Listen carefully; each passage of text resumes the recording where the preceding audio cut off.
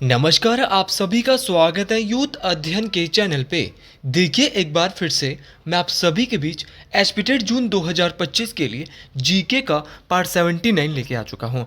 Part 79 का जो पहला क्वेश्चन है कि भारत सरकार ने नीति आयोग की स्थापना किसके स्थान पर की। तो अगर बात की जाए भारत सरकार ने नीति आयोग की जो स्थापना है वो योजना आयोग के स्थान पर की। ऑप्शन सी यहाँ से बिल्कुल सही हो जाएगा। अच्छा, क्वेश्चन पूछने वाला क्वेश्चन आपसे ये भी पूछ सकता है कि नीति आयोग की स्थापना कब की गई। तो अगर नीति आयोग की बात करें तो इसकी स्थापना 1 जनवरी 2015 को की गई। अच्छा, बात करें नीति आयोग की, इसका पुराना नाम योजना आयोग था। क्वेश्चन ये भी पूछा जा सकता है। क्वेश्चन पूछने वाला क्वेश्चन ये भी पूछ सकता है कि जो नीति आयोग होता है इसके हेड कौन होते हैं, इसके प्रमुख कौन होता है। तो नीति आयोग के प्रमुख होते हैं भारत के प्रधानमंत्री। तो प्रधानमंत्री जो है वो नीति आयोग के प्रमुख होते हैं। अच्छा, क्वेश्चन पूछने वाला क्वेश्चन ये भी पूछता है कि नीति आयोग का जो प्रमुख है वो वर्तमान में कौन है। तो भारत के प्रधानमंत्री वर्तमान में श्री नरेंद्र मोदी जी है, वही नीति आयोग के वर्तमान में प्रमुख भी है। अच्छा, अगर बात करें नीति आयोग के उपाध्यक्ष की, ये नाम भी बहुत बार टेट में आता है। तो अगर नीति आयोग की वाइस प्रेसिडेंट की उपाध्यक्ष की बात करें तो वो है के सुमन बेरी। तो सुमन बेरी जी क्या है, नीति आयोग के उपाध्यक्ष है। अच्छा, क्वेश्चन पूछने वाला क्वेश्चन सीईओ भी पूछता है नीति आयोग के। अच्छा, नीति आयोग के सीईओ की अगर बात करें तो है वीवीआर सुब्रमण्यम। तो वीवीआर सुब्रमण्यम जो है वो सीईओ है नीति आयोग के। इस बात को आपने याद रखना है। एक बार क्वेश्चन पूछा गया था कि नीति आयोग के, आपको पता है कि नीति आयोग की स्थापना 1 जनवरी 2015 को होती है। आप ये बताइए योजना आयोग की स्थापना कब हुई। तो अगर योजना आयोग की बात करें तो योजना आयोग की स्थापना 15 मार्च 1950 को होती है। ये भी मोस्ट इंपॉर्टेंट है कि योजना आयोग की स्थापना कब हुई। तो 15 मार्च 1950 को होती है। इसके प्रमुख भी प्रधानमंत्री होते हैं और इससे पंचवर्षीय जो योजनाएं हैं वो योजना आयोग से ही जुड़ी हुई थी, प्लानिंग कमीशन से जुड़ी हुई थी। इस बात को आपने याद रखना। अगर आप भी एचपी टेट जून की प्रिपरेशन कर रहे हो और अपना एचपी टेट क्वालिफाई करना चाहते हो, किसी भी स्ट्रीम से आते हो और हमसे हैंड रिटन नोट्स लेना चाहते हो, क्योंकि आपके पास अब काफ़ी कम दिन बचे हैं, तो आप इस नंबर पर कॉन्टैक्ट कर सकते हैं 7876145409। हमारे पास है आपके लिए वो हैंड रिटन नोट्स जो हज़ारों बच्चों के टेट परीक्षाओं को इससे पहले पास करवा चुके हैं। अच्छा, बात करें ऑप्शन में बहुत सारे यहाँ पे दिए हैं, जैसे कि वित्त आयोग। वित्त आयोग बोले तो फाइनेंस कमीशन, लेकिन उससे पहले फाइनेंस कमीशन को पढ़ने से पहले मैं योजना आयोग के पंचवर्षीय योजना की बात करता हूँ। क्वेश्चन आता है कि पहली पंचवर्षीय योजना कब से कब तक आई। तो 1951 से 1956 के बीच में भारत में पहली पंचवर्षीय योजना आती है। और अगर दूसरी पंचवर्षीय योजना की बात करें तो ये 1956 से 1961 के बीच आती है। तत्पश्चात अगर बात करें 11वीं और 12वीं, पहली और दूसरी पढ़ते हैं और 11वीं और 12वीं पढ़ते हैं। 11वीं पंचवर्षीय योजना 2007 से 2012 के बीच भारत में आई और जो लास्ट और अंतिम पंचवर्षीय योजना आई थी वो 2012 से 2017, जो कि 12वें नंबर की थी, और 11वीं की थी 2007 से 2012, और 2012 से 2017 जो है वो 12वीं पंचवर्षीय योजना थी। इसके तहत इसके बाद योजना आयोग को बदलकर नीति आयोग बनाया गया और ये जो पंचवर्षीय योजनाएं हैं इनको क्या कर दिया गया, 5 ईयर प्लान जो है इनको समाप्त कर दिया गया। अच्छा, फाइनेंस कमीशन बोले तो आर्टिकल नंबर 280, आर्टिकल नंबर 280 में जो है वित्त आयोग की बात की जाती है। क्वेश्चन ये पूछा जाता है कि जो वित्त आयोग का जो है वो पहली बार गठन, पहला वित्त आयोग जो है वो उसको कब गठित किया गया था। तो अगर पहले वित्त आयोग की बात करें तो पहले वित्त आयोग का गठन 22 नवंबर 1951, याद रखना है 22 नवंबर 1951 को पहले वित्त आयोग का गठन किया गया था। और इसकी जो अध्यक्षता की थी वो की थी केसी नियोगी। याद रखना क्या नाम था, केसी नियोगी। तो केसी नियोगी साहब की अगर बात करें तो ये पहले क्या थे, पहले अध्यक्ष थे जो पहला वित्त आयोग था उसके।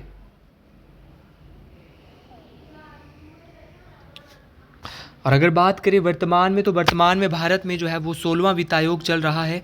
और अगर 16वें वित्त आयोग की बात करें तो इसका गठन 31 दिसंबर 2023 को हुआ था और इसकी जो अध्यक्ष है वो अरविंद पनगड़िया है। इस बात को आपने याद रखना है, ये भी मोस्ट इंपॉर्टेंट बात है। और वित्त आयोग की बात भारतीय संविधान के आर्टिकल नंबर अनुच्छेद नंबर 280 में होती है।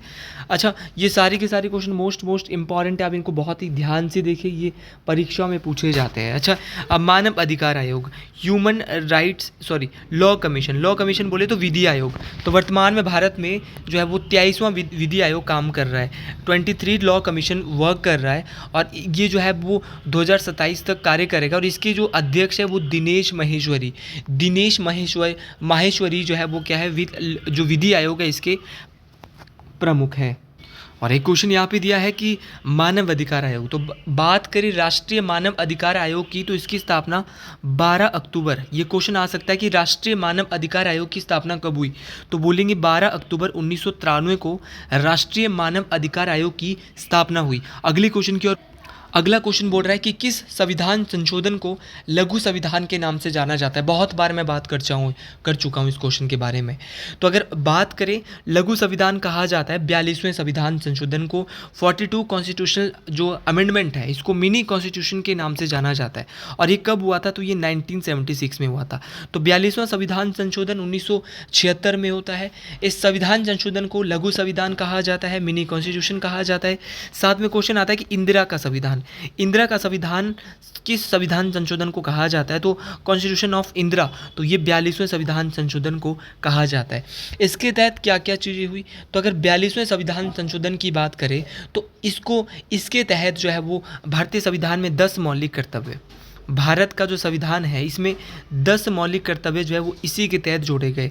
तो भारतीय संविधान में 10 मौलिक कर्तव्य किस संविधान संशोधन के तहत, तो 42वें संविधान संशोधन 1976 जो था, इसके तहत 10 मौलिक कर्तव्यों को भारतीय संविधान में जोड़ा जाता है और इनको भाग 4 के ए में डाला जाता है। भाग 4 के ए में इनको डाला जाता है और अनुच्छेद नंबर 51 का ए, तो भाग 4 का ए में ये मौलिक कर्तव्य और 51 के ए में आते हैं।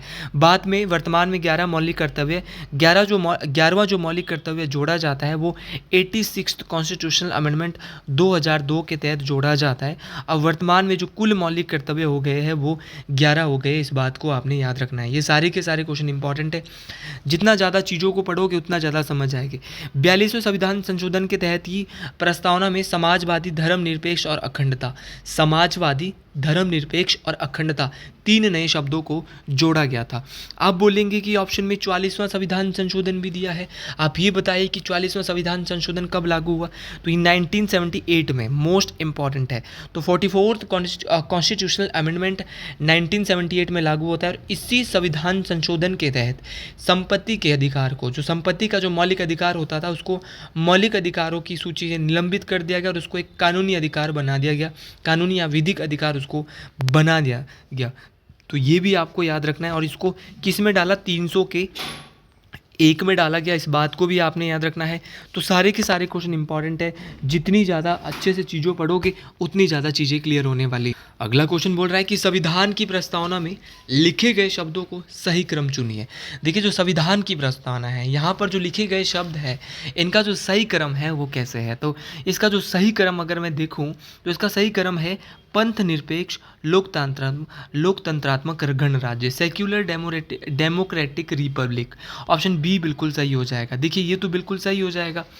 बात करें प्रस्तावना की बात करें, जिसको आप प्रियम्बल कहते हैं, इसको उद्देशिका भी कई बार कहा जाता है। इसको संविधान का परिचय, तो संविधान का परिचय सीधा क्वेश्चन आता है किसे कहा जाता है, तो संविधान का परिचय भारत की प्रस्तावना को कहा जाता है। अच्छा, क्वेश्चन पूछा जाता है कि संविधान की कुंजी किसे कहा जाता है, तो संविधान की कुंजी भी प्रस्तावना को ही कहा जाता है। क्वेश्चन पूछा जाता है कि जो प्रस्तावना है वो कहाँ से ली गई है, तो प्रस्तावना जो है वो यूएसए देश के संविधान से ली गई है। लेकिन अगर बात करें प्रस्तावना की भाषा की, तो प्रस्तावना की जो भाषा है वो ऑस्ट्रेलिया से ली गई है, तो प्रस्तावना की भाषा कहीं और से ली। अच्छा, अगर प्रस्तावना की बात करें तो प्रस्तावना की जो भाषा है वो तो ऑस्ट्रेलिया से ली है। क्वेश्चन पूछा जाता है कि जो हमारी संविधान की प्रस्तावना है वहाँ पर 3 प्रकार के न्याय की बात की गई। अब 3 प्रकार के जस्टिस कौन कौन से हैं, तो ये सोशल जस्टिस है जिसको बोलते हैं सामाजिक न्याय, दूसरा है आर्थिक न्याय जिसको बोलते हैं इकोनॉमिकल जस्टिस, और तीसरा है राजनीतिक न्याय, राजनीतिक बोले तो पॉलिटिकल जस्टिस। तो तीनों जस्टिस आपको याद रखना है। तो प्रियम्बल में 3 टाइप्स ऑफ जस्टिस की बात की गई है। अच्छा, फ्रीडम कितने प्रकार की, स्वतंत्रता कितने प्रकार की बात की गई है, तो विचार की स्वतंत्रता, विश्वास की स्वतंत्रता, रिलीजियस की, धर्म की, उपासना की स्वतंत्रता और अभिव्यक्ति की स्वतंत्रता। तो ये भी आपको मोस्ट इंपॉर्टेंट है। 3 नए शब्दों की बात मैं कर चुका हूँ, ये भी मोस्ट इंपॉर्टेंट है। अच्छा, प्रस्तावना से जुड़ा हुआ मामला कौन सा है, तो भारत का जो प्रियम्बल है तो 1973 का जो मामला है केशवानंद भारती मामला बनाम केरल राज्य। तो केशवानंद भारती मामला बनाम केरल राज्य जो है वो प्रस्तावना से जुड़ा हुआ है, ये भी आपको याद रखना है, ये भी मोस्ट इम्पॉर्टेंट चीज़ है। तो सारी की सारी बातें आपको याद रखनी है, परीक्षाओं में काम आने वाली है। अगला क्वेश्चन बोला जा रहा है कि धन विधेयक कहाँ पेश किया जाता है। अच्छा, धन विधेयक की बात करें तो धन विधेयक जो है वो केवल और केवल लोकसभा में पेश किया जाता है, इस बात को आपने याद रखना। अच्छा, धन विधेयक केवल लोकसभा में, जो मनी बिल है वो लोकसभा में ही पेश किया जाता है, इंट्रोड्यूस किया जाता है मनी बिल लोकसभा में। लेकिन क्वेश्चन पूछने वाला क्वेश्चन ये पूछता है कि आप ये बताइए कि भारतीय संविधान का कौन सा अनुच्छेद है जो मनी बिल के बारे में बात करता है। तो आर्टिकल नंबर 110, आर्टिकल नंबर 110, अनुच्छेद नंबर 110 जो है वो मनी बिल के बारे में बात करता है, इसके बारे में बताता है, इस बात को आपने याद रखना है। मनी बिल को जो है वो या तो केंद्रीय मंत्रियों के द्वारा पेश किया जाता है, लेकिन ये किसके सिफारिश पर, तो केवल जो राष्ट्रपति की सिफारिश पर जो है वो मनी बिल को पास किया जाता है। यहाँ पर ये आपको याद रखना है, मोस्ट इम्पॉर्टेंट है, और ये केवल लोकसभा में जो है वो पेश किया जाता है, राज्यसभा में इसको पेश नहीं किया जाता। तो ये भी आपको याद रखना है कि मनी बिल जो है वो कहाँ पे पेश किया जाता है, तो केवल लोकसभा में, और जो केंद्रीय मंत्री है वही इसको पेश करते हैं, किसके सिफारिश पर, राष्ट्रपति के। अगला क्वेश्चन बोल रहा है कि सहारा मरुस्थल अफ्रीका महाद्वीप के किस क्षेत्र की ओर स्थित है। अच्छा, सहारा मरुस्थल की बात करें तो ये अफ्रीका महाद्वीप के उत्तर की ओर स्थित है, इस बात को आपने याद रखना है, ये तो उत्तर की ओर स्थित है। क्वेश्चन और क्या पूछा जा सकता है, क्वेश्चन पूछा जा सकता है कि सहारा मरुस्थल दुनिया का सबसे गर्म मरुस्थल है, तो दुनिया का सबसे गर्म मरुस्थल कौन सा है, तो सहारा मरुस्थल है, किस महाद्वीप में आता है, तो ये तो आप पता कर ही चुके हो कि अफ्रीका महाद्वीप के किस दिशा में आता है। क्वेश्चन ये पूछा गया तो बोलेंगे उत्तर दिशा में आता है। एक बार क्वेश्चन ये भी पूछा जा सकता है अगले बार कि आप ये बताइए कि जो सहारा मरुस्थल है ये दुनिया का सबसे बड़ा गर्म मरुस्थल है, इसकी सीमा कितने देशों के साथ टच होती है, तो इसकी सीमा 11 देशों के साथ टच होती है, इस बात को आपने याद रखना है, ये भी मोस्ट इम्पॉर्टेंट बात है। अच्छा, अफ्रीका की बात करें तो अफ्रीका में कौन कौन सी डेजर्ट्स है, तो अफ्रीका में ही Kalahari desert, Kalahari desert most important है, ये अफ्रीका कॉन्टिनेंट में है, और ये अफ्रीका महाद्वीप के एक देश बोत्सवाना, तो बोत्सवाना में है आपका कौन सा, तो बोत्सवाना में है आपका कौन सा, अफ्रीका में जो कालाहारी है वो आपको याद रखना है। अच्छा, इसके अलावा अगर बात करें दुनिया के सबसे शुष्क रेगिस्तान की, सबसे शुष्क जो आपका जो सबसे ड्राई जो डेजर्ट है वो कौन सा है, तो सबसे शुष्क जो मरुस्थल है वो है अटाकामा। अटाकामा की बात करें तो अटाकामा है चिली, अटाकामा मरुस्थल कहाँ पर है, चिली में है, इस बात को आपने याद रखना। उसी प्रकार अगर बात करें दुनिया के सबसे जो है वो गर्म हमने देख लिया, सबसे शुष्क देख लिया।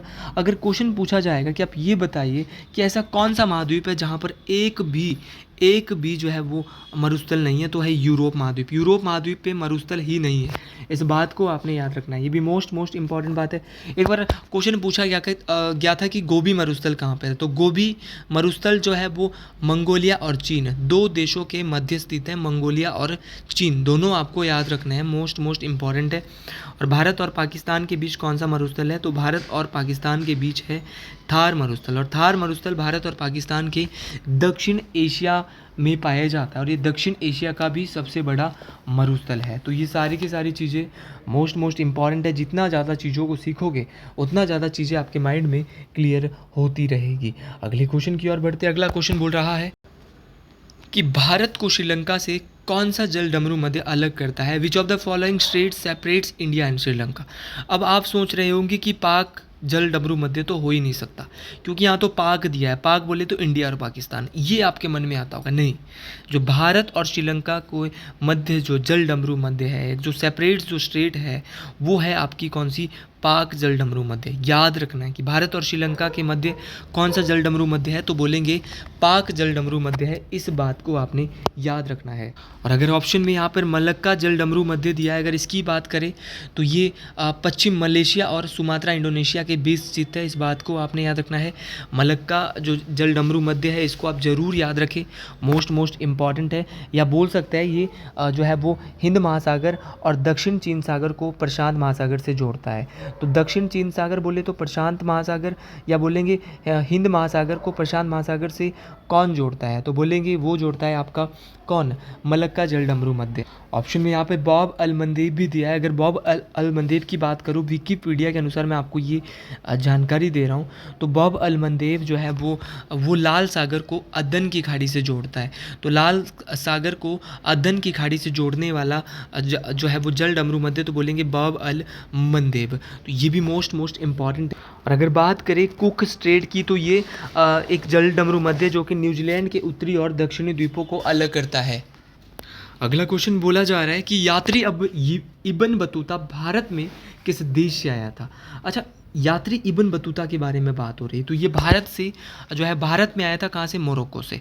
ये मोरक्को का एक यात्री था और ये इब्न बतूता एक मुस्लिम यात्री था। और ये कौन सी शताब्दी में भारत आया था? ये 14वीं शताब्दी में भारत आया था। जब ये भारत आया था तो भारत में किसका उस समय शासन होता था? तो जो है वो भारत में उस समय जो है वो मोहम्मद बिन तुगलक का शासनकाल के दौरान ये भारत आया था। तो किसके शासनकाल के दौरान? तो मोहम्मद बिन तुगलक के शासनकाल के दौरान ये भारत आया था। इस बात को आपने याद रखना है। ये भी मोस्ट इम्पॉर्टेंट बात है, परीक्षाओं में काम आने वाली बात। अगर इब्न बतूता की बात करें तो इसके द्वारा रिहिला नाम की पुस्तक लिखी गई, जिसमें इनकी जो यात्राओं के बारे में, एक अरबी शब्द है रिहिला और जिसका अर्थ है यात्रा वृतांत। तो रिहिला जो ये नाम की जो पुस्तक है वो किसके द्वारा लिखी गई? तो ये लिखी गई है इब्न बतूता के द्वारा। अगर मैं कुछ विदेशी यात्रियों की बात करता हूँ, जैसे कि मेगस्थनीज, तो मेगस्थनीज जो है वो चंद्रगुप्त मौर्य के दरबार में आया था। ये एक यूनानी राजदूत था और मेगस्थनीज के द्वारा एक पुस्तक लिखी गई थी जिसका नाम था इंडिका, जिसमें भारत के बारे में जानकारी मिलती है। तो इंडिका जो पुस्तक है वो मेगस्थनीज की है। उसी प्रकार फाइयान एक चीनी यात्री था जो कि भारत आया था और इसने नालंदा विश्वविद्यालय का भी दौरा किया था। क्वेश्चन ये भी पूछा जाता है वेनसांग कौन था? तो वेनसांग जो है ये भी एक चीनी बौद्ध यात्री था। क्वेश्चन बात करें मार्को पोलो की, तो मार्को पोलो भी भारत आ चुका है। मार्को पोलो की बात करें तो ये इटली का एक यात्री था मार्को पोलो। ये भी मोस्ट इम्पॉर्टेंट है। मार्को पोलो के अलावा आपके बहुत सारे यहाँ पर जो है वो विदेशी है। तो इतने ही हम यहाँ से देखेंगे। अगले क्वेश्चन की ओर बढ़ते हैं। अगला क्वेश्चन और आज का कुछ अंतिम क्वेश्चन कि संयुक्त राज्य अरब अमीरात की राजधानी है।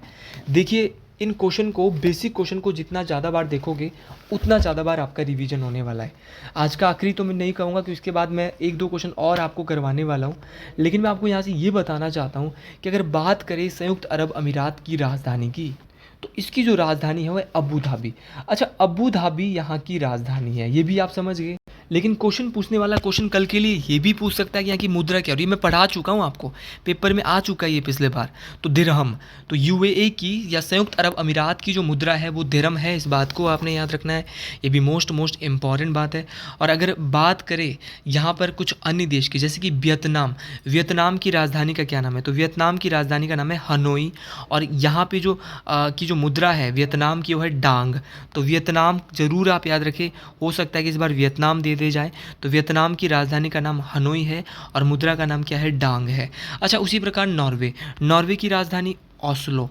नॉर्वे देश है, तो नॉर्वे देश की राजधानी का नाम पूछा गया है क्योंकि यहाँ पर शांति का नोबेल पुरस्कार, दुनिया का सबसे बड़ा पुरस्कार एक क्षेत्र में जो शांति का नोबेल पुरस्कार है वो नॉर्वे की राजधानी ओस्लो में दिया जाता है। इस बात को आपने याद रखना। और नॉर्वे की जो मुद्रा का नाम है वो है क्रोन। तो क्रोन किस देश की मुद्रा है? तो क्रोन जो है वो नॉर्वे की मुद्रा है। उसी प्रकार आपका अगर बात करें, एक देश है मिस्र। तो मिस्र देश की राजधानी का जो नाम है वो है काहिरा। क्या है? काहिरा। और यहाँ पे जो मुद्रा चलती है वो चलती है पाउंड। तो ये आपको ज़रूर याद रखना है। एक देश है जिम्बाब्वे देश की राजधानी का नाम हरारे है, लेकिन जिम्बाब्वे में हमेशा डॉलर चलता है। तो आज के लिए इतना ही। अगर आपको मेरी वीडियो पसंद आई है तो कमेंट बॉक्स में ज़रूर लिखिएगा हर हर महादेव। तो आज के लिए इतना ही, मिलते हैं अगली वीडियो में बहुत जल्द। जय हिंद, जय हिमाचल प्रदेश, हर हर महादेव।